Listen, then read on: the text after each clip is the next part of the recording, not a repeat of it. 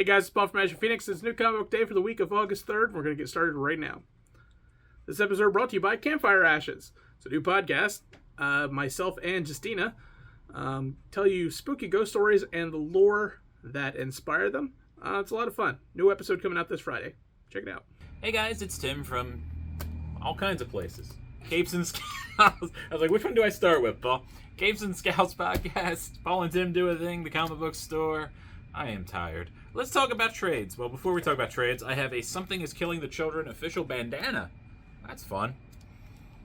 We've got Marvel's Mighty Masterworks X-Men Volume 2, question mark? Yes, collecting issues 11 through 19, two different covers on that. We've got Pennyworth, which was a cool mini-series that's very James Bond-like from DC. We got Batman Earth 1 Complete Collection. This is cool because this was, a lot of these were just, I feel like this whole series was never in stock at the same time. Which is a pain. Fantastic Four. I didn't read all of this, but this is part of Reckoning War, which is pretty cool. It's actually volume 10 of that, if you need to know that. We got Avengers Epic Collection number 8, which is the Kang War. This is really cool Kang stuff, probably worth reading before the end of Phase 5, right? We've got Firefly, volume 1, Blue Sun Rising. It's a mix of different Firefly issues. It's actually in the 20s, so I don't know. We've got Strange Academy. This would be considered volume 3, issues 13 through 18. I like that they're in the smaller digest form. And finally, Superman vs. Lobo, which I reviewed a little bit of this on here. This book is weird, but in all the right ways. First up, we have Little Monsters issue number 6. Man, this is getting rough because you now have factions within the kids. You have the people that you're starting to see a problem develop with the ones who have killed and the ones who have not, and you're starting to see, I think, something on the inside changing, not just their thought process and everything like that, and that's making some of them more violent, and that's just going to lead to problems within everything. And I got a feeling bad things happen. Bad things very much happen in the next couple of issues, and yeah, definitely check this out. All right, first up for me, we got Golden Rage. This is really my kind of book. It is about old grandmas. They get sent to an island to murder each other because they're kind of useless in society's eyes. It's a very weird book. It feels like Battle Royale meets the Golden Girls, which I think was the point. You meet a couple different characters. There's one grandmom that is quite jacked and just decimating everybody. Basically, they have a young woman end up on the island, and they don't know what to do with her, so they kind of take her in and keep her from being murdered. And it's kind of where your story starts. Weird story, as weird as I thought it would be, and I am very interested to see where it goes from here. It is weird. Next up, we have DC versus Vampires, issue number 8. It just keeps going, man. Things go from bad to worse. The vampires are just winning at every step. But we now have the coalitions that are going to be what stops or what tries to stop. We don't know, because this is an Elsewhere tale. So, I mean, the good guys don't necessarily win in these books. We've seen things like with that from DC or from Deceased, where you get an ending, but it ain't exactly happy. So yeah, I'm really excited to see where this goes. It's been really compelling. It's just amazing. Like, art has been spectacular, and I want to see more. Next up for me is Elves from Ablaze. This is an all-ages story about a young girl who has dissociative identity disorder. So it is a all-ages story about multiple personality disorder. It is pretty cool, pretty interesting, and I like how this feels, because it's very charming and nice, but then there's like a little bit of an edge at the end.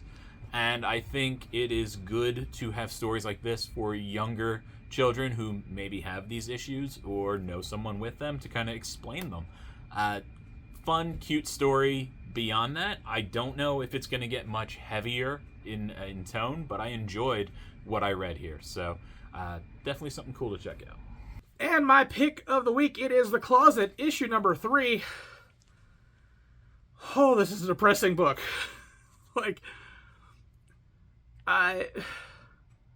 It's interesting to read such a great series with a protagonist that is so unbelievably unlikable to the very, very end. And that's what you have here.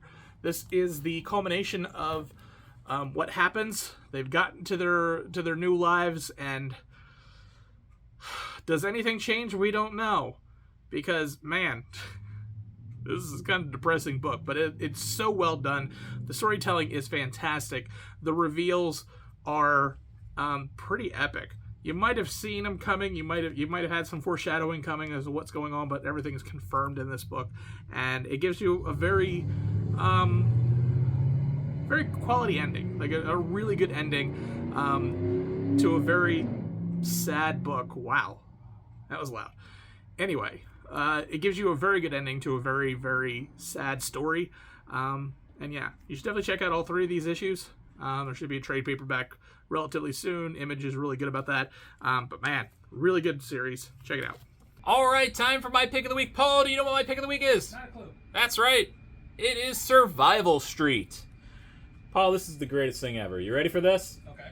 Tell me if this sounds like a me book. You ready? All right. It's essentially Sesame Street, but when corporate America kind of takes over the country in a manner of speaking and buys the roads and buys the states and buys the countries, and it's very Fox Newsy. The puppets of Sesame Street fight back and try to heal America. Yes. It's amazing, actually. There's this great joke where there's a correspondent on the news, and they are a 2-headed puppet monster, and one leans far left and one leans far right, and they argue with each other. This is way smarter in tone than I thought it would be. It's James Asmus. Guy's a genius. I've actually interviewed him on Capes and Scowls. Guy's great. But I thought he was going to go sillier. He actually went super smart on this, and I love it. I love everything about it.